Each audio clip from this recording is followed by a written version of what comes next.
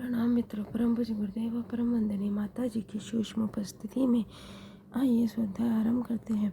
मेरे साथ एक स्वर में बोलेंगे ओम भूर्भुवः स्वाहा तत्सवितुर्वरेण्यं भर्गो देवस्य धीमहि धियो यो नः प्रचोदयात्। आज का विषय है कभी निष्फल नहीं जाती गायत्री उपासना। प्रयोगशाला उस कार्यस्थली को कहते हैं जहाँ किसी वस्तु के निर्माण व उत्पादन को लेकर विविध प्रकार के प्रयोग किए जाते हैं। किसी नई वस्तु के उत्पादन व आविष्कार को लेकर वैज्ञानिक दिन रात तथा वर्षों तक श्रम करते हैं, पुरुषार्थ करते हैं, विविध प्रकार के प्रयोग करते हैं, तब जाकर वे वांछित वस्तु का आविष्कार व उत्पादन करने में सफल होते हैं। इस प्रकार के वैज्ञानिक प्रयोग और उसके सुपरिणाम हमें स्वास्थ्य, चिकित्सा, शिक्षा, संचार, रक्षा, गणित, खेल, मनोवैज्ञानिक विज्ञान, कृषि, अंतरिक्ष आदि विभिन्न क्षेत्रों में देखने को मिलते हैं।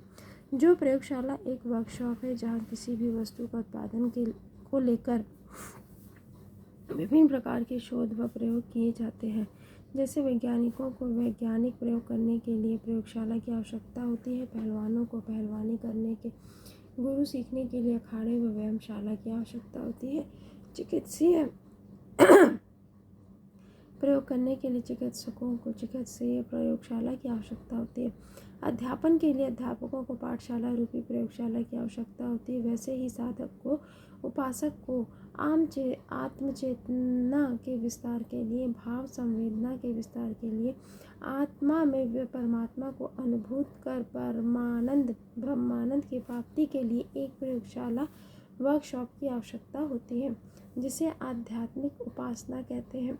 आध्यात्मिक उपासना अनेक प्रकार की है, पर उसमें गायत्री उपासना निसंदेह सर्वाधिक महत्वपूर्ण है। भगवत प्राप्ति, ब्रह्मानंद की प्राप्ति व अन्य आध्यात्मिक व भौतिक सुख समृद्धि के लिए साधक को स्वयं के ऊपर गायत्री उपासना के प्रयोग नियमित रूप से करने पड़ते हैं। यह अपरिहार्य भी है और अनिवार्य भी, क्योंकि जैसे खेल के मैदान में उतरे और खेले बिना कोई खिलाड़ी नहीं बन सकता तथा बिना अखाड़े में उतरे कोई पहलवान नहीं हो सकता, वैसे ही उपासना किए बिना, उपासना के प्रयोग किए बिना कोई भी साधक सिद्धि को प्राप्त नहीं हो सकता, चेतना के शिखर तक नहीं पहुंच सकता और शाश्वत सुख शांति भी प्राप्त नहीं कर सकता।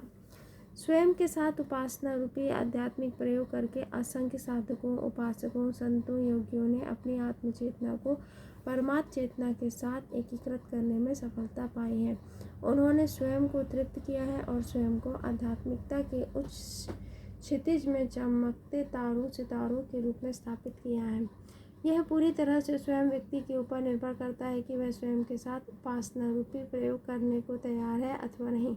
वह क्या होना या बनना चाहता है, देवता का या दानव, योगी या भोगी, सुखी या दुखी, वह स्वयं के भीतर करुणा, प्रेम, संवेदना, सत्य और दैवी भावों को उपासना के द्वारा विकसित कर देवता बनकर स्वर्गीय सुख, शाश्वत सुख पाना चाहता है, अथवा स्वयं में असत्य, अहिंसा, अनीति, अनैतिकता, अपवित्रता आदि तामसिक भावों, विचारों को विकसित कर दानव बन क्षणिक भौतिक सुख पाकर सदैव दारुण दुख और अशांति पाना चाहता है। यह पूरी तरह से व्यक्ति के ऊपर ही निर्भर करता है। यह आवश्यक है कि हम जैसा होना है या बनना चाहते हैं, हमें वैसा ही जीवन जीना भी चाहिए। अपने व्यक्तित्व के समग्र विकास के लिए हमें अपने जीवन की प्रयोगशाला में तदनुरूप प्रयोग व पुरुषार्थ करने की आवश्यकता होती है। प्राय लोग भगवान की प्रतिमा के पास बैठकर कुछ सामग्री अर्पित कर देने, कुछ मंत्रों का उच्चारण कर लेने और कामना पूर्ति के लिए भगवान से मनुहार करने को ही उपासना मान लेते हैं। ऐसी उपासना से मन बहलाव और मनोरंजन भले ही होता हो, पर इससे व्यक्ति का आंतरिक रूपांतरण नहीं हो सकता। आंतरिक रूपांतरण हेतु उपासना के मूल तत्व को समझना और तदनुरूप प्रयोग करना आवश्यक है।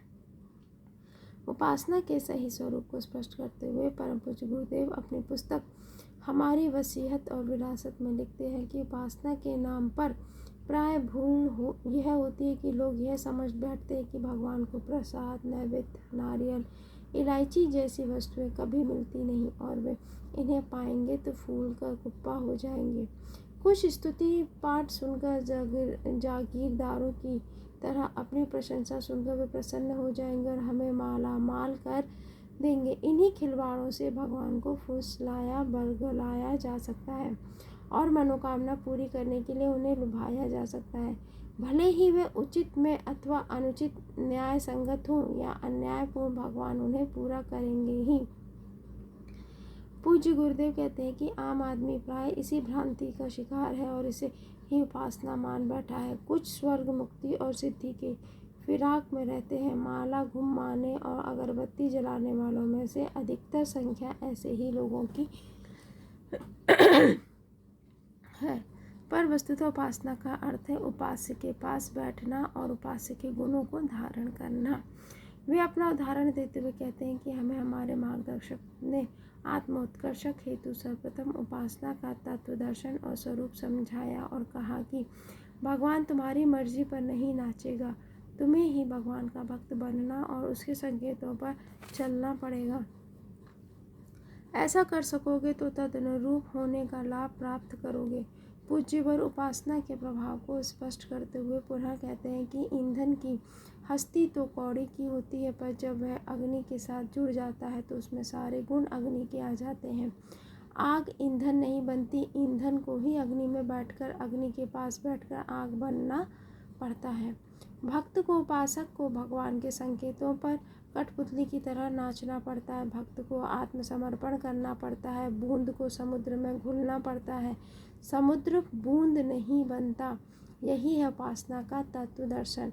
जो भगवान के समीप बैठना चाहे वह उसी का निर्देशन अनुशासन स्वीकार करें और उसी का अनुयायी सहयोगी बने। हमें ऐसा ही करना पड़ा है। वहीं गायत्री उपासना के प्रभाव व महत्व को लेकर परम पूज्य गुरुदेव गायत्री महाविज्ञान में लिखते हैं कि सद्ज्ञान की उपासना का नाम ही गायत्री उपासना है। गायत्री साधना है। जो इस उपासना के उपासक हैं, जो इस साधना के साधक हैं, उन्हें आत्मिक सांसारिक सुखों की कमी नहीं रहती। ऐसा हमारा सुनिश्चित विश्वास और दीर्घकालीन अनुभव है। हमारे परामर्श और पथ प्रदर्शन में अब तक अनेक व्यक्तियों ने गायत्री उपासना की है। उन्हें सांसारिक आत्मिक जो आश्चर्यजनक लाभ हुए वे हमने अपनी आँखों से देखे हैं। इसका कारण यह है कि गायत्री उपासना से उन्हें देवी वरदान के रूप में सद्बुद्धि प्राप्त होती है और उसके प्रकाश में उन सब दुर्बलताओं, उलझनों, कठिनाइयों का हल निकल आता है जो मनुष्य को दीनहीन, दरिद्र, चिंतातुर एवं कुमार्गामी बनाता है। गायत्री वेद माता, देव माता, विश्व माता है। अस्तु गायत्री का पान सबके लिए समान रूप से उपयोगी है। गायत्री वेद मंत्र है, गायत्री मंत्रों में शिरोमणि है और गायत्री कामधेनु है। गायत्री उपासना हर दृष्टि से प्रभावशाली एवं महत्वपूर्ण है। यह बहुत ही प्रभावकारी है। गायत्री उपासना का नियमित प्रयोग जीवन भर चलते रहना चाहिए।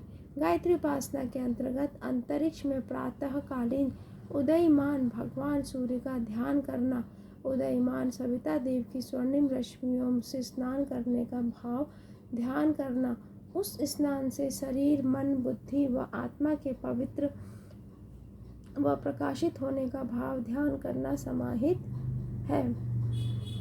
फिर अंतरिक्ष में उदयमान सूर्य के मध्य अक्षर रूप में प्रकाशित महामंत्र गायत्री का दर्शन करना तथा उदयमान सूर्य के मध्य में सगुण साकार रूप में प्रकट व प्रकाशित हो रही आद्य शक्ति गायत्री माता का दर्शन करना और फिर उस उदयमान सूर्य को अपने हृदय रूपी गुफा में स्थित आत्मा में उदयमान होने का भाव ध्यान करना व साथ ही साथ गायत्री महामंत्र का अर्थ चिंतन करते हुए मानसिक रूप से गायत्री मंत्र का जाप करना बड़ी ही प्रभावकारी उपासना है।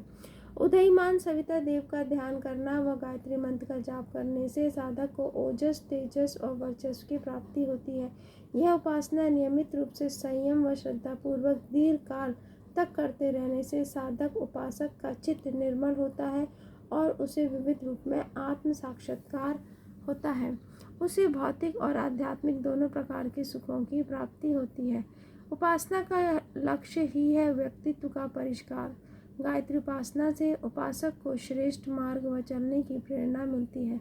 उपासक की बुद्धि प्रखर व तेजस्वी होती है और आत्मा में परमात्मा का ज्ञान प्रकाश फूट पड़ता है, जिससे उपासक को भौतिक जीवन में सुख, शांति, समृद्धि के साथ साथ ब्रह्म सुख व भगवत प्राप्ति के रूप में परम अध्यात्म लाभ की उपलब्धि होती है। परम पूज्य गुरुदेव के अनुसार उपासना का अभिप्राय है उपास्य के पास होना, उपास्य की समीपता का अनुभव करना।